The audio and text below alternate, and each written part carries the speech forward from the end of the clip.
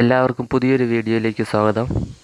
ഇന്നിവിടെ ചെയ്യാൻ പോകുന്നത് നമ്മുടെയൊക്കെ വീടുകളിലെ ഗ്യാസ് സ്റ്റൗവിൻ്റെ നോബുള്ള തിരിക്കുന്ന ഭാഗം കൊണ്ട് ഊരി പോന്നു കഴിഞ്ഞാൽ അതെങ്ങനെ തിരികെ ഫിറ്റ് ചെയ്യാമെന്നാണ് ഇന്ന് കാണിക്കുന്നത്.